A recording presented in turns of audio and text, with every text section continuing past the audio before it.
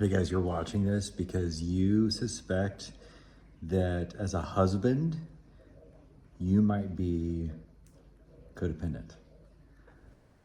Something in the algorithm, something in your day-to-day life has helped confirm that this might be true.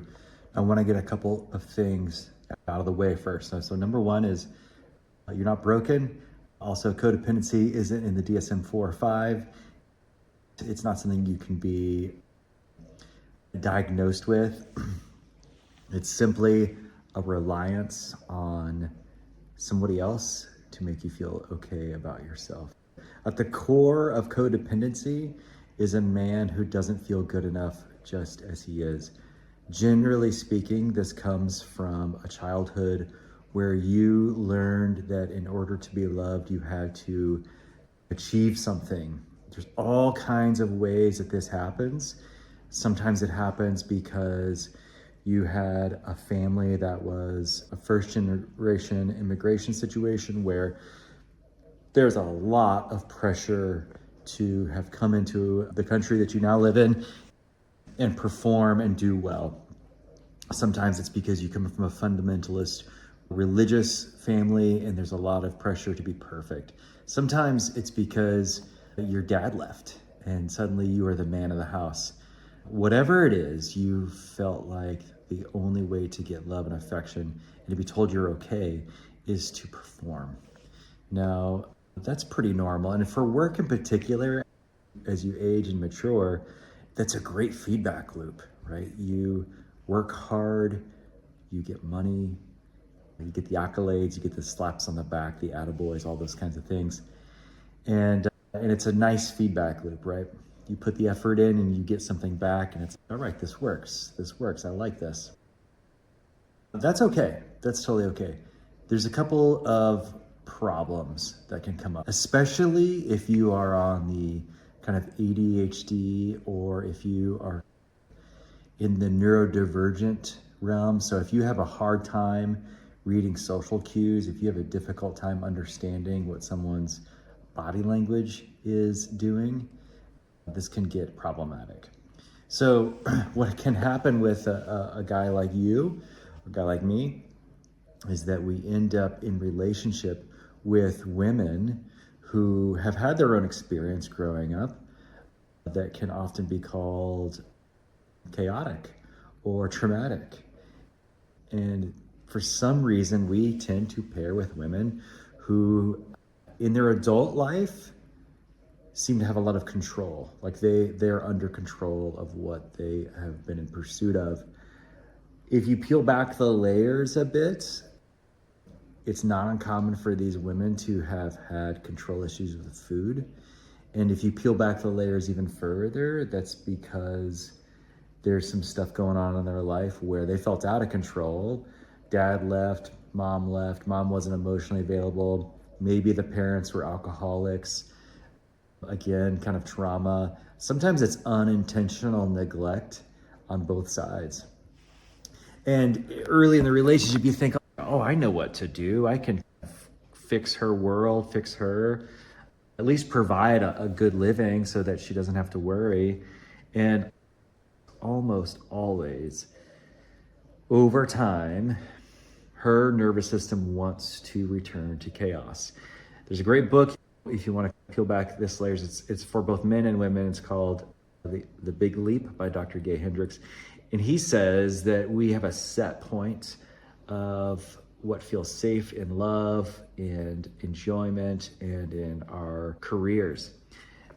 If you've been in a relationship long enough with a woman, with your wife, and you start to see that despite the fact that everything's okay, despite the fact that your needs are met, you got the house, you got everything, but there's something in her that's returning to chaos, and there's something in you, or something in her returning to chaos or trying to return to like control, and there's something in you that's trying to fix that, then you come to this moment, this nexus where it doesn't work anymore.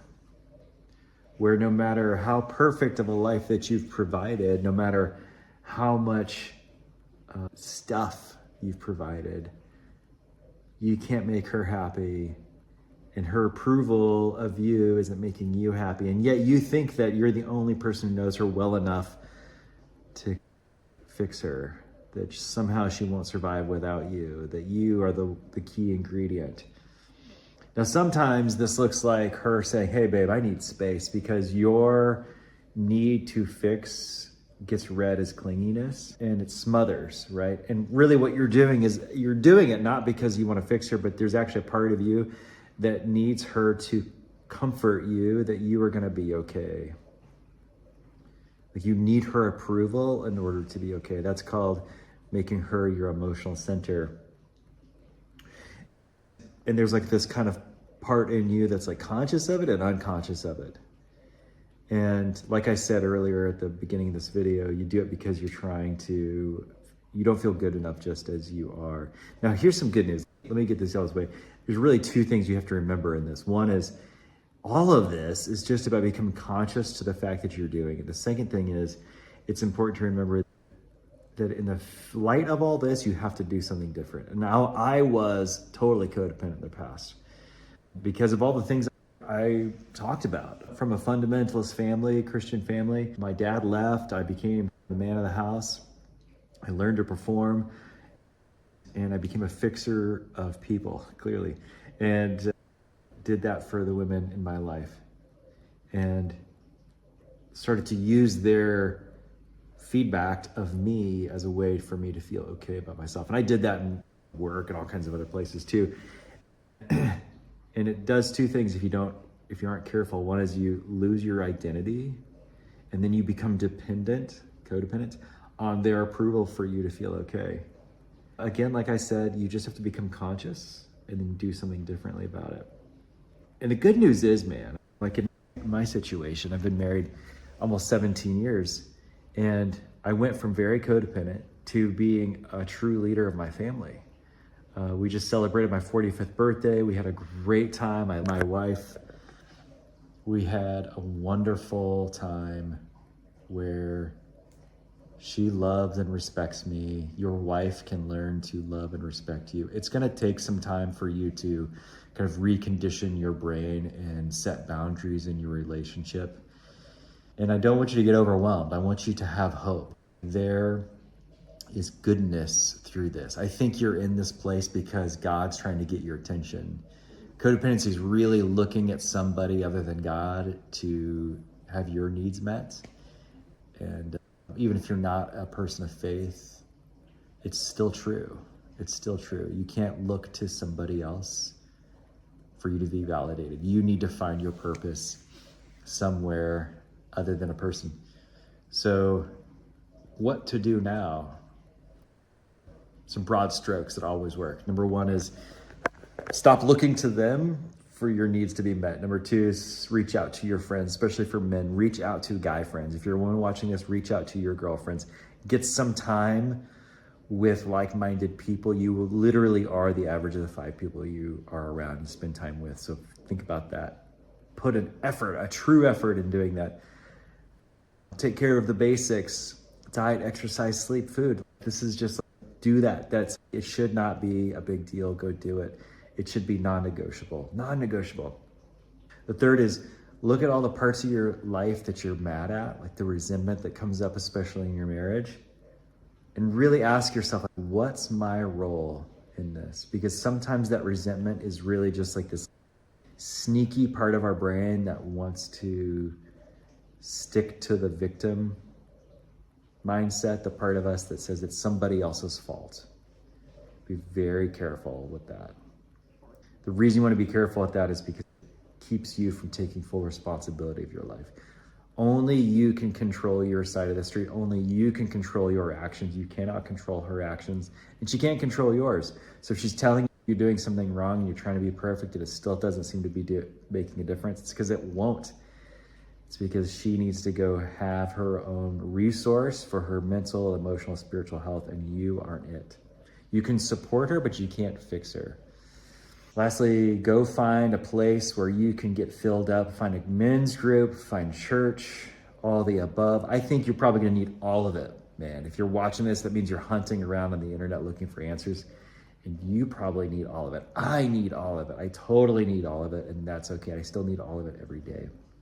But because I invest in that part of myself where I look to God for my purpose, I pursue what lights me up, I take care of the basics, I lead my wife, I have boundaries, I have a really good life. And so can you. And I shouldn't, by the way.